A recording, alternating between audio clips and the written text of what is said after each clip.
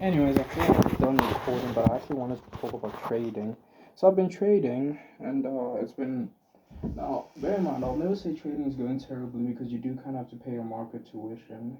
Now, market tuition could be I make a shit ton of mistakes and I self sabotage, so that I have to pay the price.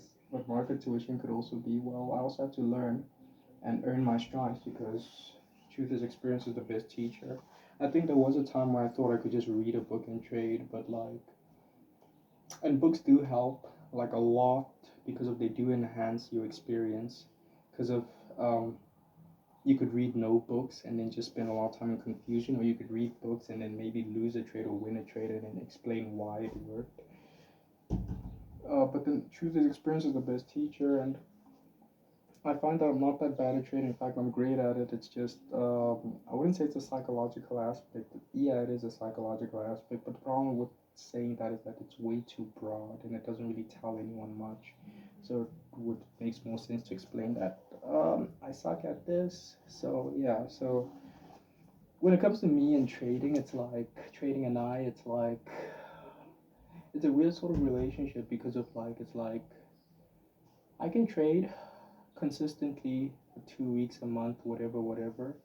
But then at some point, I just get fed up with that shit, and I think it's a problem because of your account has huge swings. So maybe you're trading and then you're up 50%, and then you spend a lot of time getting back to 50% break even, 50% break even, and I think that gets to me psychologically because of in my head I find it hard to sort of process it because you're sort of hovering at that 50% level to the point where at some point you just maybe do stupid things and all the shit builds up subconsciously, so maybe you're not conscious of it, so it builds up subconsciously and then you just end up doing so terribly without even knowing it.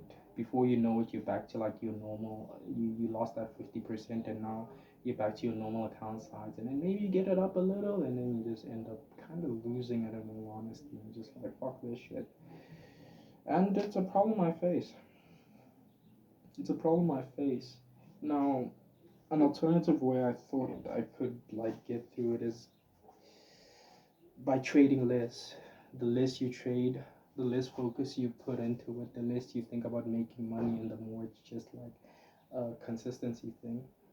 It's like if I can put it into perspective, it's like the equivalent to exercising hard 1 day, 2 days, 3 days, maybe a week, and then after that week just saying, you know, fuck this shit, and then just leaving the gym.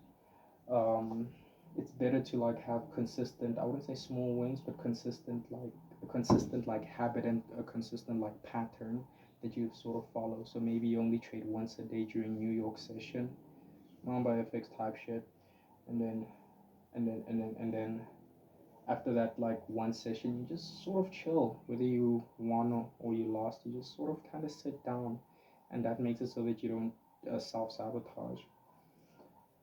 It also makes it so that um, due to the low frequency, you can kind of see whether your problem is psychological or whether it's actually technical. And you find that a lot of the times it could be technical, but at my level, it's mostly psychological because when it comes to technicals, you could show me any chart from any day, I'd read it correctly. But then when you put money behind it, or when you put the added, because money is not the problem, where there's an added stress to it, like when I've been trading for a week straight or 2 weeks or 5 weeks, and then there's that pressure of I've been trading so much, then of course I'll self-sabotage. I think one way to also get over it is to learn to take breaks, learn to kind of be laid back and just sort of chill, because in all honesty you do more by doing nothing, which is a weird concept to wrap your head around, because you think that, hey, this market provides opportunities all day long, all week long, so why don't I just trade it and make money all week long? But then the problem with that is that you don't take into account how stressful it would be, because what making one or two decisions is not stressful. Now try making five a day, and it's especially it's stressful because of your account will go through way too many swings, because of by the third trade maybe your psychology isn't bad, but maybe you missed a certain component and then that caused you to lose, and then that loss sort of bothers you, right? And it sort of compounds. Or maybe you won all five trades and now you're on top of the moon, and now you think that hey, I'm a ninja, and then you think the same strategy can be employed in perpetuity, only to find out, hey, this does not work and it's unsustainable because of stress is actually a big factor and will influence whether you win a trade or lose a trade. So the less stressed you can be, the better, because then there's less of an emotional attachment. Because if you understand that stress at the end of the day is just an emotional attachment, you don't really feel too compelled to like sort of, yeah. But yeah, that's those are my thoughts on trading. I could talk about price action, but that's kind of simple, ain't it? But yeah, trading. Why do I trade? At first, it was a curiosity thing. Actually, it wasn't a making money thing. And then I knew I could make money, so I was like, okay, this is fun. And then eventually, it just turned me into a philosopher.